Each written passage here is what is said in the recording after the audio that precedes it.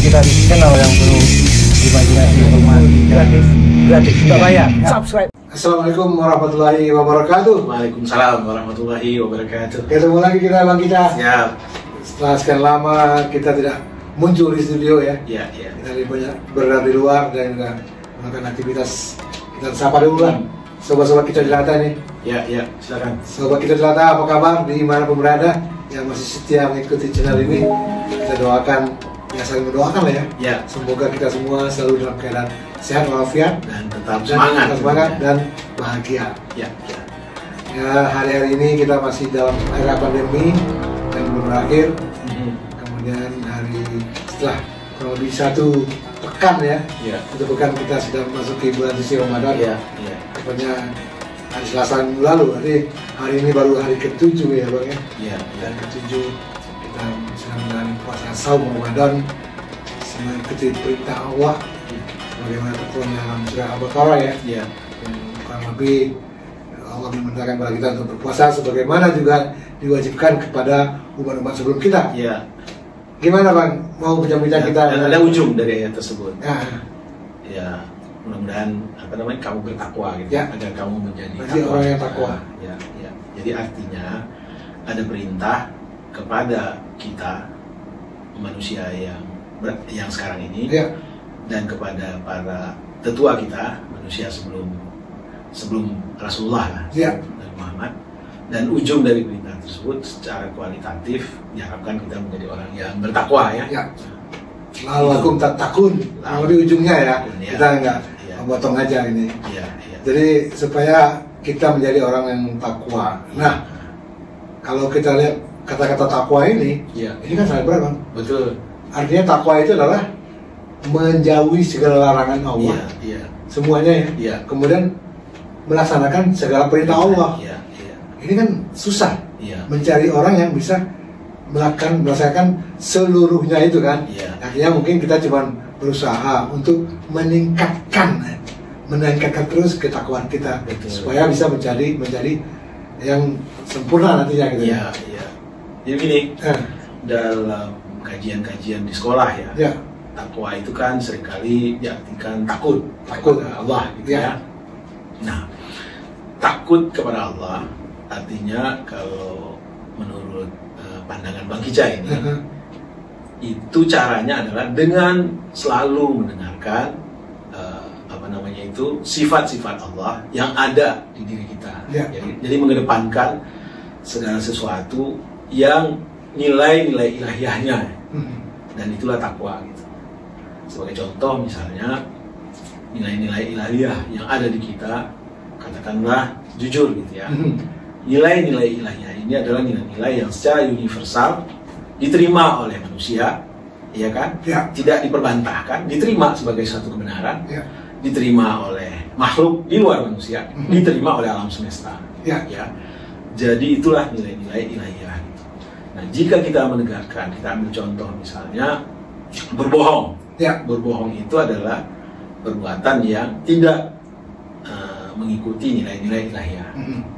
Nah, sehingga di bulan Ramadan ini kita diajarkan untuk jujur kan? Ya. Nah, lalu kalau nilai-nilai ilahiyah, katakanlah kejujuran ini hidup di diri kita, maka yang pertama memetik manfaat dari nilai tersebut adalah kita sendiri. Bahwa Allah senang, ya memang Allah senang ya. Tapi yang utama itu diri kita. Kejujuran ini akan membuat pertama diri kita ini tidak ada kegalauan di dalam antara sesuatu yang sebenarnya sejatinya ada di diri kita dan kita kesampingkan mungkin karena nafsu segala macam, dan kita berlaku tidak jujur sehingga adalah perbenturan Ya. di diri. Nah, perbenturan di diri ini akan mendatangkan penyakit. Ya. Jadi kalau kita jujur satunya kata dengan perbuatan, itu tentu kita akan berbahagia ya, Ya. karena tidak ada pertentangan. Lalu akan mengakibatkan orang di sekitar kita juga senang kepada kita gitu ya. Betul. Karena kejujuran ini akan mendatangkan keberuntungan gitu ya. Ya. Ini salah satu nilai ilahiyah ya, Ya. yang kita hidupkan ya, yang dalam rangka menegakkan takwa itu. Ya. Kan? Ya. Ya. Orang akan senang bermitra bisnis dengan kita, orang akan senang berrelasi dengan kita, karena ada unsur trust itu Ya. kan. Dan begitu juga alam semesta akan damai kita buat. Katakanlah misalnya kita bergerak di bidang pertambangan, ya, kita mengeksplorasi atau mengeksploitasi satu sedimen di dalam tanah atau satu katakanlah bahan ya, lalu tanpa mengkaji apa yang terjadi, alam rusak, ya kan, masyarakat di sekitar akan hancur, ya kan, dan itu akan mengutuk kita gitu. Tetapi kalau ada nilai-nilai kejujuran dalam kita mengeksploitasi alam raya tersebut dengan mengkaji semua dampak-dampak yang diakibatkannya, dan itu bisa katakanlah merusak alam, mengganggu lingkungan segala macam, dan itu bukan nilai-nilai ilahiyah, ya kan, maka kita akan menjadi pengusaha yang merusak, yang bukan keseimbangan segala-galanya, dan kita akan dibenci oleh Sang Maha Pencipta, dibenci oleh alam di sekitarnya dan masyarakat di sekitarnya. Itu salah satu contoh saja. Gimana menurut Bung? Ya, mungkin gini, kita bicara berpuasa ya. Saum Ramadan ini sebagaimana juga kewajiban dahulu juga diwajibkan, kemudian diwajibkan berat kita juga. Nah, di dalam pelaksanaan puasa ini yang tadi nilai-nilai kejujuran yang Bang Kica bilang itu salah satunya, dan itu nilai ilahiyah ya. Itu nilai ilahiyah. Itu bisa dilaksanakan di dalam puasa ini dalam kita menjalankan ibadah puasa. Kita mau makan atau mau minum atau melanggar apapun, nggak ada yang tahu kalau tanpa ada pengawasan. Itu adalah makanya di dalam yang dilakukan adalah diri kita sendiri yang mengawasi. Disitulah kita melatih kejujuran tersebut kan, gitu ya Bang ya. Betul. Jadi itu salah satunya. Kemudian ada lagi Bang, kita pelajari dulu di sekolah ya, bahwa puasa ini melatih kita untuk bisa juga merasai empati terhadap orang-orang yang tidak makan, atau orang-orang yang kelaparan, atau orang yang susah hidupnya ya. Karena selama ini kita juga nggak pernah kelaparan mungkin ya, alhamdulillah ya. Tapi banyak sekali saudara-saudara kita di luar sana yang susah sekali cari makan kan. Nah, yang diajarkan di sekolah bahwa kita dengan kita berpuasa, kita melatih diri kita juga berempati kepada orang-orang yang seperti itu. Nah, gimana pandangan Bang Kica ini? Jadi gini, jadi ini sebenarnya kan ini kan salah satu sifat Allah itu kan Rahman dan Rahim. Kasih dan sayang gitu ya. Dan kasih dan sayang ini adalah nilai yang tertanam di diri kita. Dan ujung dari kasih dan sayang ini adalah empati ya. Ujungnya itu adalah kita bisa meresapi apa yang diresapi orang yang dalam posisi tidak sama dengan kita gitu kan. Jadi benar itu bahwa dengan merasakan lapar ada dua dimensi yang kita harus petik di sana. Satu, kita akan lebih berempati bahwa ada orang lapar itu bukan pilihan tapi keadaan. Sementara kita berpuasa ini adalah lapar karena pilihan.